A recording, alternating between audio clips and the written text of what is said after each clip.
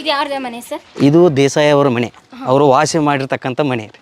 Private private ಅದು. ಸುತ್ತಮುತ್ತ ಇದೆಲ್ಲ ಗೋಡೆ, ಇದು ಕಾವಲು ಆಗಿರ್ತಕ್ಕಂಥದ್ದು ಕೋಟೆ. ವಿಜಯನಗರ ಸಾಮ್ರಾಜ್ಯ ಹೋಗ್ಬಿಟ್ಟ ನಂತರ ಇವರು ಸ್ವತಂತ್ರ ಈ ಬಹುತೇಕ ಈ ಪ್ರಾಂತ್ಯ ನೋಡ್ಕೊಳ್ಳಿಕ್ಕೆ ಇವರು ನೇಮಕ ಮಾಡಿರಬಹುದು. ದತ್ತು ಮಕ್ಕಳಿಗೆ ಹಕ್ಕಿಲ್ಲ ಅಂತಕ್ಕಂಥದ್ದು ನಾವು ಬ್ರಿಟಿಷರ ಒಂದು ನೀತಿಯನ್ನು ಅದು ಮತ್ತೆ ಮುಂದೆ ಅದರ ಬದಲಾವಣೆ ಆಗಿರ್ತಕ್ಕಂಥದ್ದು ನಾವು ಇಲ್ಲಿ ಈ ಇತಿಹಾಸದಲ್ಲಿ ಕಾಣ್ತೇವೆ. ಇಲ್ಲಿ ಇನ್ನೊಂದು ಭಾಳ ಮುಖ್ಯವಾಗಿ ಇದು ಇಂಗ್ಲೆಂಡ್ನಲ್ಲಿ 1892ರಲ್ಲಿ ಆ ಒಂದು ಪುಸ್ತಕ the golden book of India ಅಂತೇಳಿ ಒಂದು ಪುಸ್ತಕವನ್ನು ಮಾಡಿರ್ತಾರೆ. ಅದರಲ್ಲೇ ಈ ಸಿಂಧಿಗರುಡ ದೇಸಾಯಿ ಕುರಿತು ಇಷ್ಟು ಉಲ್ಲೇಖಗೊಂಡಿರ್ತಕ್ಕಂಥದ್ದು ನಮ್ಮ ಕುತೂಹಲ. ಆಮೇಲೆ ಇದು ಭಾಳ ಮುಖ್ಯವಾಗಿರ್ತಕ್ಕಂಥ ನೀವು ಗಮನಿಸುವಂಥದ್ದು 1922 ಅಂತ ಕಾಣುತ್ತೆ, ಇಲ್ಲಿ ಡೇಟ್ ಇದೆ. ಇದು ದತ್ತು ತಕ್ಕೊಳ್ಳುವಂಥ ಸಂದರ್ಭದಲ್ಲಿ ಫೋಟೋಸ್ ಇತ್ತು. ದತ್ತು ಅಂತ ಫೋಟೋಸ್ ಸಂದರ್ಭ ಅವೆಲ್ಲ ನಮ್ಮ ನಾಡಿನ ಶ್ರೀಮಠದ ಶ್ರೀಗಳು ಎಲ್ಲ ಬಂದಿರತಕ್ಕಂಥವ್ರು. ಇನ್ನೊಂದು ಭಾಳ ಮುಖ್ಯವಾಗಿ ಇದೊಂದು ದೊಡ್ಡದಾಗಿರ್ತಕ್ಕಂಥ ಜಾಹೀರ್ನಾಮೆ, ಬ್ರಿಟಿಷರು ಬಾದಶಾಹಿ ಜಾಹೀರ್ನಾಮೆ. ಇದರೊಳಗಡೆ ಎಲ್ಲ ಅವರು ಏನೇನು ರೂಲ್ಸ್ಗಳನ್ನು ದೇಶಗತಿ ಕುರಿತು ಏನೇನು ರೂಲ್ಸ್ ಮಾಡಿದ್ವಿ ನಾವು, ನೀವು ಹೇಗೆ ಇದನ್ನು ಆಳ್ವಿಕೆಯನ್ನು ಮುಂದುವರಿಸ್ಬೇಕು, ಜನರಿಗೆ ಏನು ಮಾಡಬೇಕು, ನಮ್ಮ ಜೊತೆಗೆ ಹೇಗೆ ಸಹಕಾರ ಕೊಡಬೇಕು ಅಂತ ಅನೇಕ ಎಲ್ಲ ದೇಸಾಯಿಗಳಿಗೆ ಕಾಮನ್ ಆಗಿ ಬ್ರಿಟಿಷ್ ಅಧಿಕಾರಿಗಳು ಈ ರೀತಿ ಕೊಡುವಂಥದ್ದೇ. ನೋಡಬಹುದು ಮಲ್ಲಿಕ್ ಮಜಕ್ ಕೇಸರಿ ಹಿಂದೂ ಕಡೆಯಿಂದ ಹಿಂದೂ ಮಹಾರಾಜರ ಅಂತಲೇ ಕರೀತಾ ಇದ್ರು. ನನ್ನ ವತಿಯಿಂದ ಸಂಸ್ಥಾನಿಕರ ಹೊಸ ಸಭೆಯನ್ನು ಬ್ರಿಟಿಷ್ ಹಿಂದೂ ಸಂಸ್ಥಾನ ದೊಳಗಿನ ಹೊಸ ರಾಜ ಪದ್ಧತಿಯನ್ನು ಶುರು ಮಾಡುವುದಕ್ಕಾಗಿ ಬರುವ ದರ್ಗಾದಲ್ಲಿ ನನ್ನ ಪ್ರಿಯ ಪುತ್ರರಾದ ಪ್ರಿನ್ಸ್ ಆಫ್ ವೇಲ್ಸ್ನನ್ನು ಹಿಂದೂಸ್ತಾನಕ್ಕೆ ಕರೆಸಿಕೊಳ್ಳುತ್ತಿದ್ದೇನೆ ಅಂತೇಳಿ.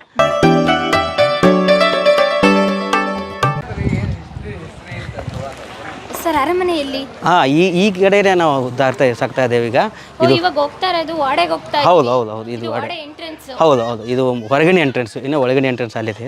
ಇದು ಹೊರಗಡೆ ಎಂಟ್ರೆನ್ಸ್. ಇದು ಭಾಳ ವೈಭವಪೂರಿತವಾಗಿರ್ತದೆ. ಇದು ಸುಮಾರು ಒಂದು 500 ವರ್ಷದ ಹಿಂದ್ಗಡೆ ಇರ್ತಕ್ಕಂಥ ಇದು ವಾಡೆ.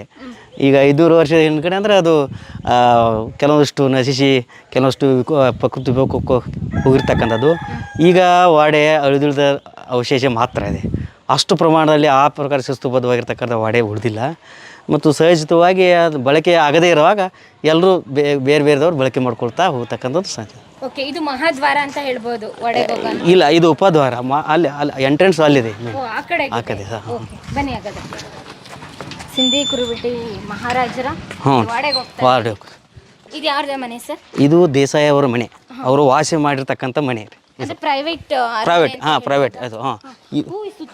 ಸುತ್ತಮುತ್ತ ಇದೆಲ್ಲ ಗೋಡೆ, ಇದು ಕಾವಲು ಆಗಿರ್ತಕ್ಕಂಥದ್ದು ಕೋಟೆ.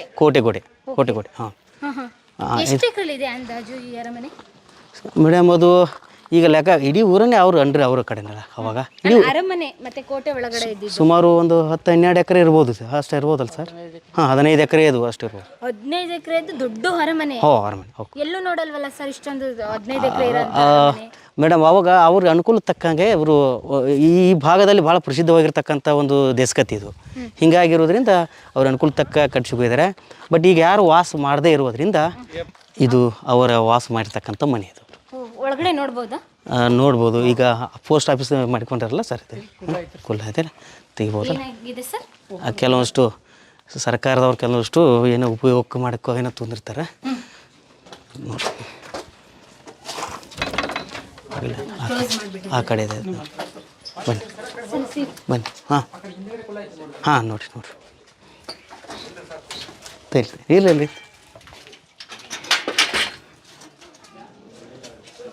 ಸರ್. ಸಿಂಧಿ ಮಹಾರಾಜರು ಮೂಲತಃ ಮರಾಠಿ ಸರ್? ಕ್ಷತ್ರಿಯ, ಮರಾಠ ಕ್ಷತ್ರಿಯ. ಇವರ ಮೂಲ ನಮ್ಮ ಹಂಪಿ ಪಕ್ಕದಲ್ಲಿರ್ತಕ್ಕಂಥ ಊರು ವಿಜಯನಗರ ಅಲ್ಲ, ಆನೆಗುಂದಿ ಇವರ ಮೂಲ. ಅಲ್ಲಿಂದ ಇವರು ಗೋಕಾಕ್ ಒಂದು ಬೆಟ್ಟಕ್ಕೆ ಬಂದು ಅಲ್ಲಿಂದ ಇಲ್ಲಿ ಸ್ಥಾಪನೆಗೊಂಡಿರ್ತಕ್ಕಂಥದ್ದು. ಇವರ ಇತಿಹಾಸ ಇನ್ನೊಳಗಡೆ ನಮಗೆ ದೊರೆತಕ್ಕಂಥದ್ದು ಮಾಹಿತಿ. ಇವರು ಇಲ್ಲಿವರೆಗೆ 8 ಜನ ದೇಸಾಯಿಗಳು ಆಗಿರ್ತಕ್ಕಂಥ ಹೆಸರುಗಳು ದಾಖಲೆಯಲ್ಲಿ ಸಿಗ್ತಾವೆ. ಸರ್ 600 ವರ್ಷದ ಇತಿಹಾಸ ಅಂದರೆ ಕೇವಲ 8 ದೇಸಾಯಿಗಳು. ಇನ್ನು ಕೆಲವಷ್ಟು ದೇಸಾಯರ ಕುರಿತು ನಮಗೆ ಉಲ್ಲೇಖ ಏನು ಸಿಗಲ್ಲ ಮೇಡಮ್. ಹೀಗಾಗಿ ಅಳಿದುಳಿದ ಏನು ಉಲ್ಲೇಖಗಳು ಸಿಗ್ತಾವಲ್ಲ ಅದರ ಮೂಲಕವಾಗಿ ನಾವು ಇಷ್ಟು ಜನ ಇರ್ಬೋದು ಅಂತೇಳಿ ಇಷ್ಟೇ ಹೇಳ್ಬೋದು. ನಿಖರವಾಗಿ ಹೆಚ್ಚಿಗೂ ಆಗಿರ್ಬೋದು. ಯಾಕಂದರೆ ಈಗ ಇವರಲ್ಲಿ ಗಂಡು ಸಂತತಿ ಇಲ್ಲದೇ ಇರೋ ಅಂದರೆ ಹೆಣ್ಮಗಳು ಲಾಸ್ಟು ಇವರ ಸಂತತಿ ಒಳಗಡೆ ಇರ್ತಕ್ಕಂಥ ಸುಶೀಲಮ್ಮ ಅವರು ಈಗ ಮಾತ್ರ ಅವ್ರು ಅದಾರ. ಅವ್ರು ಬಿಟ್ಟು ಈಗ ಯಾರೂ ಇಲ್ಲ, ಉಳಿದವರೆಲ್ಲ ಬಿಟ್ಟು. ಸರ್, ಆನೆಗುಂದಿಯಿಂದ ಇಲ್ಲಿ ಬಂದು ಸಂಸ್ಥಾನ ಸ್ಥಾಪನೆ ಮಾಡ್ತಾರೆ ಅಂದ್ರೆ ಇವರು ರಾಜ್ಯನ ಮತ್ತೆ ಸಂಸ್ಥಾನನ ವಿಸ್ತೀರ್ಣ ಮಾಡಿದ್ ಹೇಗೆ? ಈಗ ಆ ಕಾಲಘಟ್ಟದಲ್ಲಿ ಅಂದರೆ ಈಗ ವಿಜಯನಗರ ಸಾಮ್ರಾಜ್ಯ ಹೋಗ್ಬಿಟ್ಟ ನಂತರ ಇವರು ಸ್ವತಂತ್ರ ಈ ಬಹುತೇಕ ಈ ಪ್ರಾಂತ್ಯ ನೋಡ್ಕೊಳ್ಳಿಕ್ಕೆ ಇವರು ನೇಮಕ ಮಾಡಿರ್ಬೋದು ಆ ಕಾಲಘಟ್ಟದಲ್ಲಿ. ಹಾಂ, ನೇಮಕ ಮಾಡಿರ್ಬೋದು. ವಿಜಯನಗರ ಸಾಮ್ರಾಜ್ಯ ಅದು ಯುದ್ಧದಲ್ಲಿ ಸೋತು ಹೋದ ನಂತರ ಇವರು ಏನು ಇಷ್ಟು ಹಳ್ಳಿಗಳ ಮೇಲೆ ಇವರು ಮುಖಂಡತ್ವವನ್ನು ವಹಿಸ್ಕೊಂಡಿರಲ್ಲ. ಇವರು ಸ್ವತಂತ್ರವಾಗಿ ಬಹುತೇಕ ಸ್ವತಂತ್ರ ಆಗಿ ಇವರು ಹೊರಹೊಮ್ಮಿರ್ಬೋದು. ಆಮೇಲೆ ಇವರು ಪೇಶ್ವೆಗಳ ಜೊತೆಗೆ ಇವರು ಒಳ್ಳೆಯ ಒಂದು ಸಂಬಂಧವನ್ನು ಇಟ್ಟುಕೊಂಡು, ಆಮೇಲೆ ಬ್ರಿಟಿಷ್ ಜೊತೆಗೆ ಒಳ್ಳೆಯ ಸಂಬಂಧ ಇಟ್ಟುಕೊಂಡು ಇವರು ಒಂದು ತಮ್ಮ ರಾಜಕೀಯವಾಗಿರ್ತಕ್ಕಂಥ ನೆಲೆಯನ್ನು ಮುಂದುವರ್ಸ್ಕೊಂಡು ಬಂದಿರತಕ್ಕಂಥದ್ದು. ಸರ್, ಈ ಸಿಂಧಿ ಮಹಾರಾಜರಲ್ಲಿ ತುಂಬಾ ಪರಾಕ್ರಮ ಮತ್ತೆ ಆ ಥರ ರಾಜರು ಯಾರಿದ್ದರು ಸರ್? ಇಲ್ಲ, ಈಗ ಸಿದ್ದರಾಮಪ್ಪ ದೇಸಾಯಿ ಅವರೇ ಅದರೊಳಗಡೆ ಬಹಳ ಮುಖ್ಯವಾಗಿ ದೇಸಾಯಲ್ಲಿ ಕಂಡು ಬರ್ತಕ್ಕಂಥದ್ದು. ಅವರ ಆಧ್ಯಾತ್ಮಿಕ ಬಗ್ಗೆ ತುಂಬಾ ಹೌದು ಅಷ್ಟೇ. ಅದ್ರ ಜೊತೆಗೆ ಆ ಕಾಲದಲ್ಲಿಯೂ ಸಹಿತ ಯುದ್ಧಗಳು ನಡೀತಾ ಇರ್ತಕ್ಕಂಥದ್ದು ಸನ್ನಿವೇಶ ಅಲ್ಲೆಲ್ಲಿ ಕಂಡು ಬರ್ತಾವೆ. ಯುದ್ಧಗಳು ಈಗ ಅಂದರೆ ಇವ್ರದೊಂದು ದೊಡ್ಡದಾಗಿರ್ತಕ್ಕಂಥ ಸೈನ್ಯವೇ ಅಲ್ಲಿ ಕೆಲವೊಂದಿಷ್ಟು ಸೈನಿಕರಿಗೋಸ್ಕರವಾಗಿ ಕೆಲವಷ್ಟು ಊರನ್ನು ದಾನವಾಗಿ ಕೊಟ್ಟಿರ್ತಕ್ಕಂಥದ್ದು ಅವರಿಗೆ. ಆಮೇಲೆ ಇಲ್ಲಿ ಅನೇಕ ಸೇವಕರು ಅದಾರ ಇಲ್ಲಿ ಸಿಂಧಿ ಕುರುಬೆಟ್ಟಲ್ಲಿ. ಭಾಳಷ್ಟು ಜನ ಬೇರೆ ಬೇರೆ ಜಾತಿಯ ಒಂದು ಸಂಬಂಧಪಟ್ಟಂಗೆ ಸೇವಕರು ಅದಾರ. ಅವ್ರಿಗೂ ಸಹಿತ ಇಂತಿಷ್ಟು ಜಮೀನನ್ನು ಆವಾಗನೇ ಅವರೆಲ್ಲ ಬಿಟ್ಕೊಟ್ಟಿರ್ತಕ್ಕಂಥದ್ದು. ಅಲ್ಲಿ ಆ ಟೈಮ್ದೊಳಗಡೆ ವಿಜಯನಗರ ಸಾಮ್ರಾಜ್ಯ ಪತನ ನಂತರ ಕೆಲವೊಂದು ದೇಸಾಯಿಗರು ಇವರ ಮೇಲೆ ದಂಡೆತ್ತಿ ಬರೋದು, ಇವರು ಕೆಲವೊಂದು ದೇಸಾಯಿಗಳು ದಂಡೆತ್ತಿ ಹೋಗೋದು.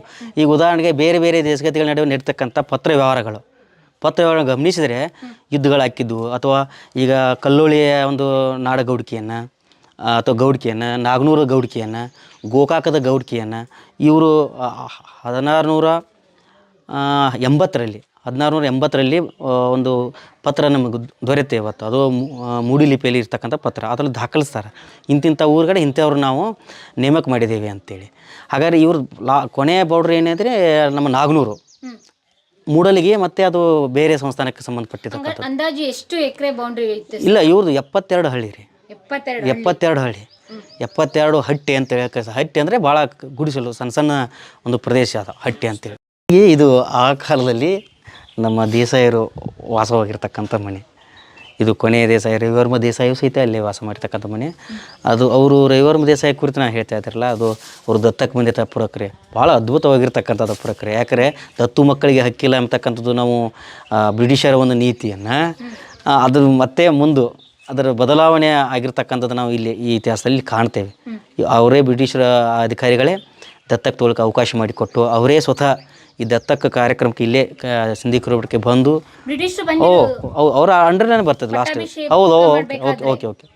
ಆಮೇಲೆ ಇಲ್ಲಿ ಸುತ್ತಮುತ್ತಲಿರ್ತಕ್ಕಂಥ ಎಲ್ಲ ಸ್ವಾಮೀಜಿಯವರು, ಭಾಳ ಪುಣ್ಯ ಪುರುಷರ ಸ್ವಾಮೀಜಿಯವರು, ಮುರುಗೋಡು ಮಹಾಂತ ಅಜ್ಜ ಅವರು ಸಹಿತ ದತ್ತಕ್ಕೆ ಒಂದು ಪ್ರಕ್ರಿಯೆಯಲ್ಲಿ ಬಂದಿರತಕ್ಕಂಥ ಫೋಟೋಸ್ ಸಹಿತ ಇವತ್ತು ನಮಗೆ ಲಭ್ಯ ಇರ್ತಕ್ಕಂಥದ್ದು ಕಾಣ್ತೇವೆ ನಾವು.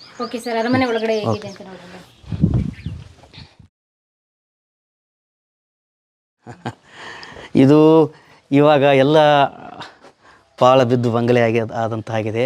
ಸುಮಾರು ಅನೇಕ ಶಾಲೆ ಕೂಡ ಎಲ್ಲ ಆಳ್ ಬಿದ್ಬಿಟ್ಟಿದೆ. ಸರ್, ಇವಾಗ ಈ ಮಹಾರಾಜದ ವಂಶಸ್ಥರೆಲ್ಲಿ ಇದ್ದಾರೆ? ಇದೆ, ಧಾರವಾಡದಲ್ಲಿ ಇದ್ದಾರೆ. ಸುಶೀಲಮ್ಮ ಅಂತೇಳಿ ಕೊನೆಯ ದೇಸಾಯರಿಂದ ರವಿವರ್ಮ ದೇಸಾಯಿ ಅವ್ರ ಮಗಳು ಸುಶೀಲಮ್ಮ ಅವರು ಇದ್ದಾರೆ, ಇನ್ನು ಧಾರವಾಡದಲ್ಲಿದ್ದಾರೆ. ಇಲ್ಲಿಂದ ಅಲ್ಲಿಗೆ ಹೋಗಿ ಸೆಟ್ಲ್ ಅಲ್ಲ ಅವರು ಏನು ಅವರ ಹಸ್ಬೆಂಡ್ ಅವರು ಅಲ್ಲೇ ವಾಸವಾಗಿರೋದ್ರಿಂದ ಅವರು ಅಲ್ಲೇ ಇದ್ದಾರೆ. ಅದೇ ಹಸ್ಬೆಂಡ್ ಅಂದ್ರೆ ಇಲ್ಲಿನ ರಾಜರೇ ಅಲ್ಲಿ ವಾಸ? ಇಲ್ಲ, ಕೊನೆ ಇಲ್ಲಿ ಗಂಡು ಮಕ್ಕಳಿಲ್ಲ ಮೇಡಮ್, ಹೆಣ್ಮಗಳು. ರವಿವರ್ಮ ದೇಸಾಯಿ ಅವ್ರಿಗೆ ಹೆಣ್ಮಗಳು ಮಾತ್ರ. ಆ ಹೆಣ್ಮಗಳು ಈಗ ಅಲ್ಲೇ ಅವರು ಸುಮಾರು ಒಂದು 70 ವಯಸ್ಸು ಆಗಿರ್ಬೋದು ಅವರಿಗೆ. ಅವರು ಅಲ್ಲೇ ಧಾರವಾಡದಲ್ಲಿ ವಾಸ ಆಗತ್ತೆ. ಅವ್ರ ಮಕ್ಕಳು ಅದಾರೆ, ಇವು ಒಂದಿಬ್ಬರು ಮಕ್ಕಳು. ಅವರೆಲ್ಲ ಇದಕ್ಕೀಗ ವಂಶಸ್ಥರಾಗಿ. ರವಿವರ್ಮ ದೇಸಾಯಿ ಅವರು ಅಂದಾಜು ಎಷ್ಟು ವರ್ಷ ಆಳ್ವಿಕೆ ಮಾಡಿದ್ರು? ಇಲ್ಲ ಮೇಡಮ್, ಅವರು ಬೇಗನೆ ತೀರ್ಕೊಂಡು ಹೋಗ್ತಾರೆ. ಅವರು ಯಂಗ್ಸ್ಟ್, ಅವ್ರಿಗೆ ಇದು ಅಪೆಂಡಿಕ್ಸ್ ಆಪ್ರೇಷನ್ ಆಗಿ ಅವರು ತೀರ್ಕೊಂಡು ಹೋಗ್ತಾರೆ ಬೇಗನೆ. ಅವರು ಆವಾಗನೇ ಅವರು ಈ ಗೋಕಾಕ್ ಮತಕ್ಷೇತ್ರದಿಂದ ಸ್ಪರ್ಧೆ ಮಾಡಿ ಫಸ್ಟ್ 1952ರಲ್ಲಿ ಮೊದಲನೇ ವಿಧಾನಸಭಾ ಚುನಾವಣೆ ಬಂದಾಗ ಸ್ಪರ್ಧೆ ಮಾಡಲಿಕ್ಕೆ ಪ್ರಯತ್ನ ಮಾಡಿ ಮತ್ತೆ ಅದನ್ನು ಹಿಂದೆ ಸರಿದು ಇರ್ತಕ್ಕಂಥ. ಅವರು ಬಹಳಷ್ಟು ವಯಸ್ಸಿನಲ್ಲೇ ಅವ್ರು ಬದುಕಿಲ್ಲ. ಸುಮಾರು ಒಂದು 35-36 ವರ್ಷದೊಳಗಡೆ ಅವ್ರು ತೀರ್ಕೊಂಡು ಬಿಡ್ತಾರೆ ಅಷ್ಟು. ಸರ್ ಇವಾಗ ಈ ಸಿಂಧೆ ಮಹಾರಾಜರು ಸ್ವತಂತ್ರ ಆದ ನಂತರ ವಿಲೀನ ಆಗುತ್ತಲ್ಲ, ಸರ್ಕಾರಗಳಿಗೆ ಎಲ್ಲರೂ ಕೂಡ ತಮ್ಮ ಸಮಸ್ತ ಸಂಸ್ಥಾನವನ್ನು ಬಿಟ್ಕೊಡ್ಬೇಕು, ಕೆಲವೊಂದು ಪ್ರಾಪರ್ಟೀಸ್ ಬಿಟ್ಟು, ಆ ಪ್ರಕ್ರಿಯೆ ನಡೆದಿದ್ದು ಹೇಗೆ, ಇಲ್ಲೇ ಒಪ್ಕೊಂಡಿದ್ದು ಹೇಗೆ, ಮತ್ತೆ ವಿರೋಧ ಆಗಿದ್ದು ಹೇಗೆ? ಈಗ ರವಿವರ್ಮ ದೇಸಾಯಿ ಅವರು ತೀರ್ಕೊಂಡ ನಂತರ ಮೇಡಮ್, ಗಂಡು ಮಕ್ಕಳು ಇಲ್ಲದೇ ಇದ್ದಾಗ ಹೆಣ್ಮಗಳು ಮಾತ್ರ ಇಲ್ಲಿ ಸಂಸ್ಥಾನದಾಗ ಇದಾಗಿರ್ತಕ್ಕನ್ನೋದು. ಮುಂದೆ ಬ್ರಿಟಿಷರ ಆಳ್ವಿಕೆ ಕಾಲದಲ್ಲಿ ಅದು ಇರ್ತಕ್ಕಂಥದ್ದು. ಮುಂದೆ ಸ್ವತಂತ್ರ ನಂತರ ಆಮೇಲೆ ಮುಂದೆ ಉಳುವನೆ ಭೂಮಿ ಒಡೆಯ ಅದು ಆರ್ಡರ್ ಬಂದಾಗ ಇವ್ರ ಭೂಮಿಗಳು ಭಾಳಷ್ಟು ಉಳ್ಕೊಂಡೋಗ. ಇನ್ನೂ ಈಗ ಸುಮಾರು ಒಂದು 10-20 ವರ್ಷಗಳ ಹಿಂದ್ಗಡೆ ಇಲ್ಲಿ ಇಲ್ಲೆಲ್ಲ ಗುಡ್ಡಗಳು ಇವರೆಲ್ಲ ಇವ್ರ ಹೆಸರಲ್ಲೇ ಇರ್ತಕ್ಕಂಥದ್ದು ಇನ್ನೂ ಇದಾವೆ, ಕೆಲವೊಂದಿಷ್ಟು ಅದಾವೆ. ಅವರ ವಂಶಸ್ಥರು ಈಗ ಕೆಲವೊಂದಿಷ್ಟು ಅವ್ರು ಕೊಟ್ಟು ಬೇರೆ ಬೇರೆ ಕಡೆ ಅವರು ಜಮೀನುಗಳನ್ನು ತೊಗೊಂಡು ವಾಸ ಮಾಡಿರ್ತಕ್ಕಂಥ ಕಾಣ್ತೀವಿ.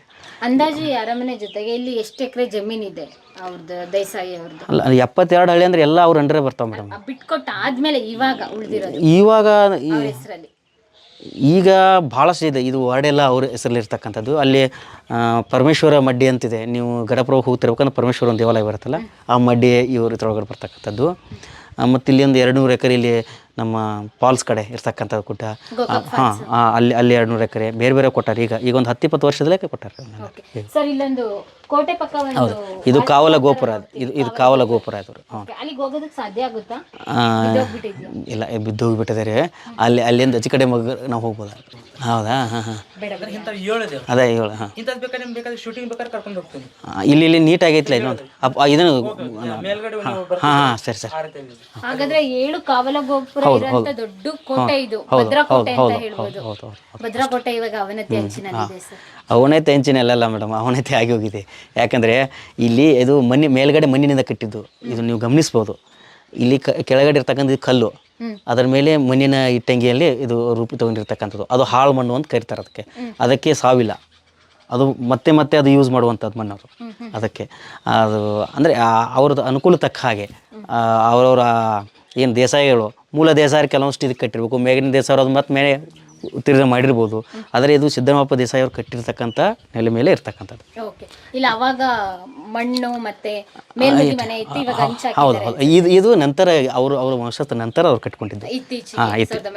ಇಲ್ಲ, ಇದು ಸುಮಾರು ಒಂದು 200 ವರ್ಷದ ಇತಿಹಾಸ ಇದೆ ಇದಕ್ಕೆ. 200 ವರ್ಷ ಇತಿಹಾಸ ಇದೆ. ಅದು ಬಹುತೇಕ ಖಂಡೇರಾವ್ ದೇಸಾಯಿ ಅವರು ಕಟ್ಟಿರ್ತಕ್ಕಂಥದ್ದು ಕಾಣುತ್ತೆ. ಅದು ಖಂಡೇರಾವ್ ದೇಸಾಯಿ ಅಂತೇಳಿ ಈ ರವಿವರ್ಮ ದೇಸಾಯಿ ಅವ್ರನ್ನ ದತ್ತಕ್ಕೆ ತೊಗೊಂಡ್ರಲ್ಲ, ಅವ್ರು ಕಟ್ಟಿರ್ತಕ್ಕಂಥದ್ದು. ಅಂದಾಜು ಸಿಂಧೆ ಕುರುಬೆಟ್ಟಿಗೆ ವಂಶಸ್ಥ ಮನೆತನದ ಸಂಸ್ಥಾನದ ಒಂದು ಇತಿಹಾಸ ತಗೊಂಡ್ರೆ ಅವ್ರ ಆಳ್ವಿಕೆ ಎಲ್ಲ ತಗೊಂಡು ಇಲ್ಲಿವರೆಗೂ ಒಂದು 500 ವರ್ಷ ಆಗಿದೆಯಾ ಸರ್? ಇಲ್ಲ, ಎಕ್ಸಾಕ್ಟ್ 1608ರಿಂದ ನಮಗೆ ಗೊತ್ತಾಗತ್ತೆ. ಯಾಕಂದರೆ ಇಲ್ಲಿ ನಾವು ಈ ಕೆಲವಷ್ಟು ಮಠದ ಶ್ರೀಮಠದ ಸ್ವಾಮೀಜಿಯವರು ನಿಧನ ಹೊಂದಿರತಕ್ಕಂಥದ್ದು. ಆಮೇಲೆ ಕೆಲವಷ್ಟು ಅವರ ಏನು ಪುರಾಣಗಳಲ್ಲಿ ಡೇಟ್ ನಮೂದುಗೊಂಡಿರ್ತಕ್ಕಂಥದ್ದು. ಆಮೇಲೆ ಕೆಲವಷ್ಟು ಇವ್ರ ಪತ್ರ ವ್ಯವಹಾರಗಳಲ್ಲಿ ಬೇರೆ ದೇಶಗತಿ ಕುರಿತು ಇವ್ರ ಪತ್ರ ವ್ಯವಹಾರ ಮಾಡಿರ್ತಕ್ಕಂಥ ಆ ಪತ್ರಗಳ ವ್ಯವಹಾರದಲ್ಲಿ ನಾವು ಗುರುತಿಸ್ಬೋದು.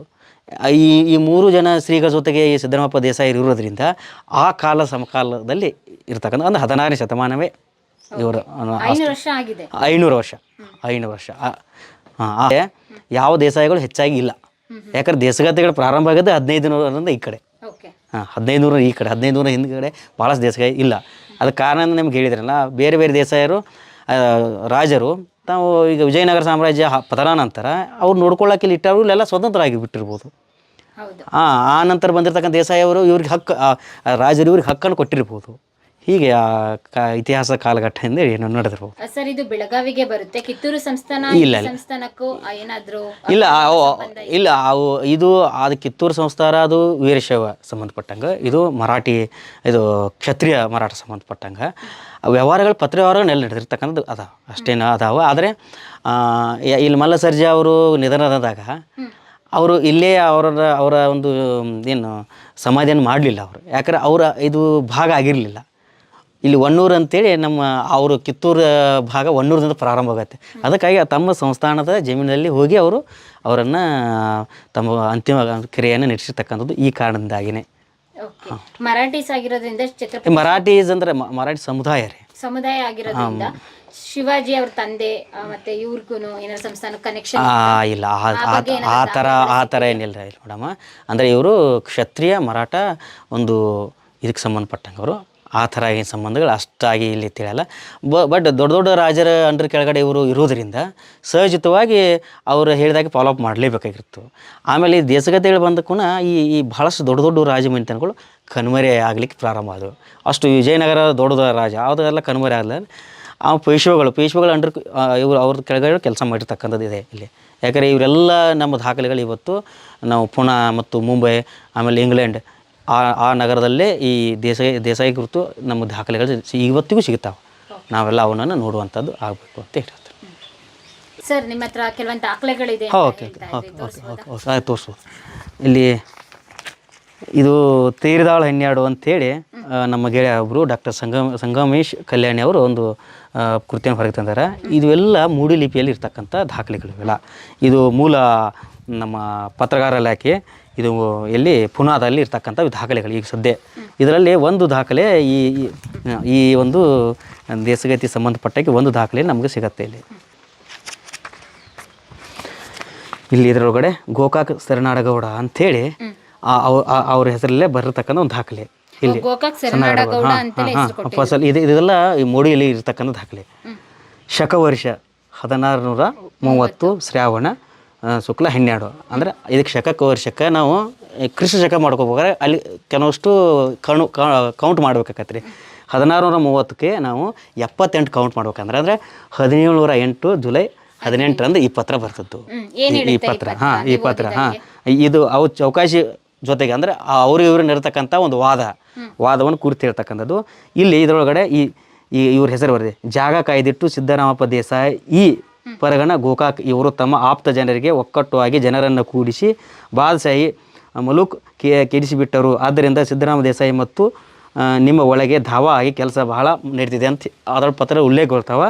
ಅದ್ರ ಜೊತೆಗೆ ಅವ್ರು ಏನೇನು ಮಾಡ್ರು ಮುಂದೆ ಮೌಜೆ ಕಲ್ಲೊಳ್ಳಿ ಈಗಿನ ನಮ್ಮ ಕಲ್ಲೊಳ್ಳಿ, ಆಮೇಲೆ ನಾಗನೂರ, ಕೋಣನೂರ ಈ ಪ್ರಕಾರ ಏನು ನಾಡಗೌಡಿಕೆಯನ್ನು ಇವರು ನೇಮಕ ಮಾಡಿ ಕೊಟ್ಟಿದ್ದಾರೆ ಅಂತಕ್ಕಂಥ ದಾಖಲೆಯನ್ನು ಹೇಳುವಂಥ ಪತ್ರ. ಇದು ಅಥೆಂಟಿಕ್ ಆಗಿರ್ತಕ್ಕಂಥ ಪತ್ರ. ಇವರು ಸಿದ್ದರಾಮಪ್ಪ ದೇಸಾಯಿ ಅವರು ಬಹುತೇಕ ಇವರು ಶತಾಯುಷಿಗಳಾಗಿದ್ದಾರೆ ಅಂತಕ್ಕಂಥದ್ದು ಉಲ್ಲೇಖ ನಮಗೆ ಇರಲಿಕ್ಕೆ ಸಾಧ್ಯತೆ. ಯಾಕಂದರೆ 1600 ಚಿಲ್ಲರಲ್ಲಿರ್ತಕ್ಕಂಥ 1708 ತನಕ ಇವರು ಭಾಳ ಬದುಕಿದ್ದಾರೆ ಅಂದರೆ ಇವರು ಶತಾಯುಷಿಗಳಾಗಿದ್ದಾರೆ ಅಂತಕ್ಕಂಥ ಸಿಗ್ತವೆ.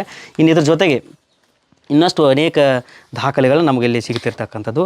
ಅದರೊಳಗೆ ಮುಖ್ಯವಾಗಿ ಈಗ ಈ ಶರಣಾಡಗೌಡರಿಗೆ ಈ ಕೆಲವೊಂದು ಬಿಲ್ಲೆಗಳಂತ ಕರೀತಾರೆ. ಇವಕ್ಕೆಲ್ಲ ಬಿಲ್ಲಿಗಳು ಅಂತೇಳಿ ಪಟ್ಟವಲ್ಲ ಅಂತೇಳಿ ಪಟ್ಟೆಗಳ ಹಾಕ್ಕೊಂಡು ಬಿಲ್ಲೆ ಇಲ್ಲಿ ಇದು ಗೋಕಾಕ ಅದೊಂದು ಪರಗಣೆ. ಗೋಕಾಕ ಒಂದು ಅವ್ರು ಕೊಟ್ಟಿರ್ತಕ್ಕಂಥದ್ದು ಒಂದು ಬಿಲ್ಲೆಗಳನ್ನ ಇವಾಗ ಸೈನಿಕರು ಎಸ್ ಆಸೆ. ಆಮೇಲೆ ಇದು ಬ್ರಿಟಿಷರು ಬಾದಶಾಹಿ ಜಹೀರ್ನಾಮೆ ಅಂತೇಳಿ ಇವ್ರಿಗೆ ಎಲ್ಲ ದೇಶಗತಿಗಳಿಗೆ ಕೊಡುವಂಥವು ಇವೆಲ್ಲ ಇವು. ಯಾಕಂದ್ರೆ ಇದ್ರೊಳಗಡೆ ನಿಯಮಾವಳಿಗಳು ಇರ್ತಾವೆ. ನಾವು ಯಾರ್ಯಾರು ಏನು ಮಾಡ್ಬೇಕು, ನಾವು ಏನು ಮಾಡ್ತಾಯಿದ್ದೇವೆ, ಸರ್ಕಾರದವ್ರು ನಾವು ಏನು ಮಾಡಿದ್ದೇವೆ, ನೀವು ಅವನನ್ನು ಹೇಗೆ ನೀವು ಉಪಯೋಗಿಸ್ಕೊಂಡು ಮುಂದೆ ಹೋಗಬೇಕು, ಮತ್ತು ಜನರಿಗೆ ಹೇಗೆ ನೀವು ಆಡಳಿತವನ್ನು ನಡೆಸಿ ಒಳ್ಳೆಯ ಆಡಳಿತವನ್ನು ಕೊಡಬೇಕು, ಇವೆಲ್ಲವನ್ನು ಹೇಳ್ತಕ್ಕಂಥ ಇದು ಇಲ್ಲಿದೆ ನೋಡಿರಿ. Rules and regulation. ಎಸ್ ಇಲ್ಲಿ ಇದಕ್ಕೆ ಡೇಟ್ ಸಹಿತ ಇಲ್ಲಿ ಕನ್ಫರ್ಮ್ ಇದೆ. 1900 ಚಿಲ್ಲರೆಗೆ ಇರ್ತಕ್ಕಂಥದ್ದು ಹೀಗೆ. ಆಮೇಲೆ ಈ ಕೊನೆಯ ದೇಸಾಯಿ ನಮ್ಮ ರವಿವರ್ಮ ದೇಸಾಯಿ ಅವರು ದತ್ತವನ್ನು ಪಡ್ಕೊಂಡಿದ್ದ ಪ್ರಕ್ರಿಯೆ ಕುರಿತು ಸುಮಾರು 7-10 ಪುಟ ನಮ್ಮ ಷಣ್ಮುಖಪ್ಪ ಅಂಗಡಿ ಅವರು, ಅಡ್ವೊಕೇಟ್ ಷಣ್ಮುಖ ಅಂಗಡಿ ಆ ಪ್ರಕ್ರಿಯೆಯಲ್ಲಿ ಪಾಲ್ಗೊಂಡು ಏನೇನು ಆಯಿತು ಮತ್ತು ಆ ದತ್ತು ಕ್ರಿಯೆ ಮುಗಿಸಿಕೊಟ್ಟಿದ್ದಕ್ಕಾಗಿ ಅವರಿಗೆ ತಲಾ 50 ಎಕರೆಯನ್ನು ಜಮೀನನ್ನು ಈ ರವಿವರ್ಮ ದೇಸಾಯಿ ಅವರು ಮುಂದೆ ಬರೆದು ಕೊಟ್ಟು ಅವರು ತೀರಿಕೊಂಡ ನಂತರ ದಾಖಲೆಯಲ್ಲಿ ಸಿಕ್ಕಿರ್ತಕ್ಕಂಥದ್ದು ಅವ್ರು ಬರ್ಕೊಳ್ತಾರೆ ಪ್ರಾಮಾಣಿಕವಾಗಿ. ಆ ವಿಷಯ ಕುರಿತಿರ್ತಕ್ಕಂಥದ್ದು ಇದು ಈ ಪುಸ್ತಕ ರೂಪದಲ್ಲಿ ಬಿಡುಗಡೆಗೊಂಡಿದೆ. ಹೀಗಾಗಿ ಅದನ್ನು ನಾವು ಗಮನಿಸ್ಬೋದು. ಕೊಲ್ಲಾಪುರ ಇಲ್ಲಿ ಇನ್ನೊಂದು ಭಾಳ ಮುಖ್ಯವಾಗಿ ಇದು ಇಂಗ್ಲೆಂಡ್ನಲ್ಲಿ 1892ರಲ್ಲಿ ಆ ಒಂದು ಪುಸ್ತಕ the golden book of India ಅಂತೇಳಿ ಒಂದು ಪುಸ್ತಕವನ್ನು ಮಾಡಿರ್ತಾರೆ. ಅದರಲ್ಲೇ ಈ ಸಿಂಧಿಗೌಡ ದೇಸಾಯಿ ಕುರಿತು ಇಷ್ಟು ಉಲ್ಲೇಖಗೊಂಡಿರ್ತಕ್ಕಂಥದ್ದು ನಮ್ಮ ಕುತೂಹಲ. ಖಂಡೇರಾವ್ ದೇಸಾಯಿ ಅವ್ರು ಅಲ್ಲಿ ಹೇಳ್ತಾರೆ ನೋಡ್ತಾರೆ. ಖಂಡೇರಾವ್ ದೇಸಾಯಿ ಅವರು, ಸಿದ್ದರಾಮಪ್ಪ ದೇಸಾಯಿ ಅವರು ಯಾವ ವಂಶ, ಅವರು ಏನು ಅಂತ ಇದರಲ್ಲಿ ಬರೆದಿರ್ತಕ್ಕಂಥದ್ದು ಭಾಳ ಸ್ಪಷ್ಟ ಇಲ್ಲ, ಅದು ತಿಳಿಸ್ಕೊಡುವಂಥದ್ದು ಅದೇನೆ. ಆಮೇಲೆ ಇನ್ನೊಂದು ಭಾಳ ಮುಖ್ಯ ಅಂದರೆ ಇದು ನಮ್ಮ ಸಾವಳಗಿ ಶ್ರೀಮಠಕ್ಕೆ ಸಿದ್ದರಾಮಪ್ಪ ದೇಸಾಯಿ ಅವರು ಕೊಟ್ಟದ್ದು ಸನದು ಇದು. ಇಲ್ಲಿ ಸವಳಗಿ ಮಠಕ್ಕೆ ಶ್ರೀಮಂತ ಕುರುಬೆಟ್ಟ ಸಿದ್ದರಾಮಪ್ಪ ದೊರೆ ಕೊಟ್ಟ ಸನ್ನದು. ಅದು ಇದು ಮೂಡಿ ಲಿಪಿಯಲ್ಲಿ ಇರ್ತಕ್ಕಂಥದ್ದು ರೀ. ಇದು ಆಲ್ರೆಡಿ ನಮ್ಮ ಸಾವಳಗಿ ಶ್ರೀಮಠದ ಒಂದು ಪುರಾಣ ಪ್ರಕಟ ಮಾಡಿದಾಗ ಅದರೊಳಗೆ ಹಾಕಿರ್ತಕ್ಕಂಥದ್ದು. ಈಗ ಅದು ಕೆಲವಷ್ಟು ಅಕ್ಷರಗಳ ದೋಷ ಆಗೋದನ್ನ ಮೂಡಿ ಲಿಪಿಯಲ್ಲಿ ಸ್ಪಷ್ಟವಾಗಿದ್ದವರಲ್ಲ. ಇದರೊಳಗೆ ಸಾವಳಗಿ ಮಠಕ್ಕೆ ಸಂಪೂರ್ಣ ಭೂಮಿಯನ್ನು ಸುಮಾರು 200 ಎಕರೆ ಜಮೀನಿದೆ, ಅದೆಲ್ಲ ಜಮೀನು ಇವರೇ ಕೊಟ್ಟಿದ್ದು. ಇನ್ನು ಅವರ ಖಂಡೇರಾವ್ ದೇಸಾಯಿ ಅವರ ಈ ಫೋಟೋಸ್ಗಳು ಇವೆಲ್ಲ ರೀ. ಯಾರಿರೋದು ಸರ್ ಖಂಡೇರಾವ್ ದೇಸಾಯಿ? ಇವರು ದತ್ತು, ಇವರು ರಿವರ್ಮ ದೇಸಾಯಿ ಅವರು ದತ್ತು. ಇವರು ಅಂಬರೀಷ್ ವರ್ಮ. ಈಗೇನು ನಾವು ಆಮೇಲೆ ಇದು ಭಾಳ ಮುಖ್ಯವಾಗಿರ್ತಕ್ಕಂಥ ನೀವು ಗಮನಿಸುವಂಥದ್ದು 1922 ಅಂತ ಕಾಣುತ್ತೆ, ಇಲ್ಲಿ ಡೇಟ್ ಇದೆ. ಇದು ದತ್ತು ತಕ್ಕೊಳ್ಳುವಂಥ ಸಂದರ್ಭದಲ್ಲಿ ಫೋಟೋಸ್ ಇತ್ತು. ದತ್ತು ಅಂತ ಫೋಟೋಸ್ ಸಂದರ್ಭ. ಅವೆಲ್ಲ ನಮ್ಮ ನಾಡಿನ ಶ್ರೀಮಠದ ಶ್ರೀಗಳು ಎಲ್ಲ ಬಂದಿರ್ತಕ್ಕಂಥವ್ರು. ಅದ್ರಾಗ ಮಹಾನ್ ಸೇವಿಗಳು ಇದಾರೆ, ನಮ್ಮ ದೂರನುಡಿ ಮಹಾನ್ ಸೇವಿಗಳು. ಈ ರೀತಿ ಕೂತ್ಕೊಂಡು ಕೆಳಗಡೆನೆ ಕೂತ್ಕೊಂಡು ಅಲ್ಲ, ಆ ರೀತಿ ಅವಾಗಿನ ವೈಭವನ ಹಾಗೆ ರಾಜ ಇದ್ರೊಳಗೆ ವೈಭವ ಅದ. ಇನ್ನೊಂದು ಭಾಳ ಮುಖ್ಯವಾಗಿ ಇದೊಂದು ದೊಡ್ಡದಾಗಿರ್ತಕ್ಕಂಥ ಜಾಹೀರ್ನಾಮೆ, ಬ್ರಿಟಿಷರು ಬಾದಶಾಹಿ ಜಾಹೀರ್ನಾಮೆ. ಇದರೊಳಗಡೆ ಎಲ್ಲ ಅವ್ರು ಏನೇನು ರೂಲ್ಸ್ಗಳನ್ನು ದೇಶಗತಿ ಕುರಿತು ಏನೇನು ರೂಲ್ಸ್ ಮಾಡಿದ್ವಿ ನಾವು, ನೀವು ಹೇಗೆ ಇದನ್ನು ಆಳ್ವಿಕೆಯನ್ನು ಮುಂದುವರಿಸ್ಬೇಕು, ಜನರಿಗೆ ಏನು ಮಾಡಬೇಕು, ನಮ್ಮ ಜೊತೆಗೆ ಹೇಗೆ ಸಹಕಾರ ಕೊಡಬೇಕು ಅಂತ ಅನೇಕ ಎಲ್ಲ ದೇಸಾಯಿಗಳಿಗೆ ಕಾಮನ್ ಆಗಿ ಬ್ರಿಟಿಷ್ ಅಧಿಕಾರಿಗಳು ಈ ರೀತಿ ಕೊಡುವಂಥದ್ದು. ನೋಡಬಹುದು ಮಲ್ಲಿಕ್ ಮಜಕ್ ಕೇಸರಿ ಹಿಂದೂ ಕಡೆಯಿಂದ ಅಂತಲೇ ಮಾಡ್ತಾ ಇದ್ರು, ಹಿಂದೂ ಮಹಾರಾಜರು ಅಂತಲೇ ಕರೀತಾ ಇದ್ರು ಹಿಂದೂಸ್ತಾನ ಇತಿಹಾಸದಲ್ಲಿ. ಸರ್ ನೀವು ಓದಿದಿರಲ್ಲ, ಇದ್ರಲ್ಲಿ ಏನಿದೆ ಅಂತ ಈಗ ಈ ದೇಶಗತಿ ಕುರಿತು ಈಗ ನಾನು ಮುಂಚಿನಂತೆಯೇ ಸಹಾನುಭೂತಿಯಿಂದಲೂ ಇಮ್ಮಡಿ ಆಸ್ತಿಯಿಂದಲೂ ಈ ಮಾರ್ಗದಡಿಯಾಗಲು ನಿಮ್ಮ ಪ್ರಗತಿಯನ್ನು ನೋಡುತ್ತಲಿರುವೆನು. ಮಾರ್ಗಕ್ರಮವನ್ನು ಸುಲಭವಾಗಿಸಲು ಮತ್ತು ನಮ್ಮ ದೇಹದ ಕಡೆಗೆ ಲಕ್ಷ್ಯವಿಟ್ಟು ಮುಂದೆ ಹೋಗುವಾಗ ಸ್ಥಿರ ಮನಸ್ಸಿನ ದೀರ್ಘ ಪ್ರಯತ್ನವನ್ನು ಮಾಡುವುದು. ಹಿಂದೂಸ್ತಾನದ ಎಲ್ಲ ವರ್ಗಗಳು ಮತ್ತು ಅಂದರೆ ಪ್ರಜೆಗಳಿಗೆ ಆರ್ಡರ್ ಕೊಡ್ತಿದ್ರು ಅವರು. ಆಮೇಲೆ ಕೊನೆಗೆ ಬಂದು ಇಲ್ಲಿ ಹೇಳ್ತಾರೆ ಅವರು, ನನ್ನ ವತಿಯಿಂದ ಸಂಸ್ಥಾನಿಕರ ಹೊಸ ಸಭೆಯನ್ನು ಬ್ರಿಟಿಷ್ ಹಿಂದೂ ಸಂಸ್ಥಾನ ದೊಳಗಿನ ಹೊಸ ರಾಜ ಪದ್ಧತಿಯನ್ನು ಶುರು ಮಾಡುವುದಕ್ಕಾಗಿ ಬರುವ ದರಿಗಾಲದಲ್ಲಿ ನನ್ನ ಪ್ರಿಯ ಪುತ್ರರಾದ ಪ್ರಿನ್ಸ್ ಆಫ್ ವೆಲ್ಸ್ನನ್ನು ಹಿಂದೂಸ್ತಾನಕ್ಕೆ ಕರೆಸಿಕೊಳ್ಳುತ್ತಿದ್ದೇನೆ ಅಂತೇಳಿ. ಅಂದರೆ ಅವನೂ ಕರೆಸಿಕೊಳ್ಳುವಂಥದ್ದು ಪ್ರಕ್ರಿಯೆ ಇವೆಲ್ಲ. ಈ ರೀತಿ ಕಾಮನ್ ಆಗಿ ಬ್ರಿಟಿಷರು ಏನು ಮಾಡ್ತಾರೆ, ಪ್ರತಿಯೊಂದು ಸಂಸ್ಥಾನಕ್ಕೂ ಪತ್ರವನ್ನು ಮಾಡೇ ಮಾಡ್ತಿದ್ರು. ಇದು 19ನೇ ಶತಮಾನದಲ್ಲಿರ್ತಕ್ಕಂಥ ಒಂದು ಹಿನ್ನೆಲೆ ಒಳಗಡೆ. ಸೊ ಇಷ್ಟು ಇದರ ಕುರಿತು. ಆಮೇಲೆ ಭಾಳಷ್ಟು ಇದ್ರ ಕುರಿತು ಇನ್ನೂ ಅಧ್ಯಯನ ಆಗಬೇಕು. ಯಾಕಂದರೆ ಇಲ್ಲಿವರೆಗೆ ಯಾರೂ ಇದ್ರ ಕುರಿತು ಅಷ್ಟಾಗಿ ನೋಡಿಲ್ಲ.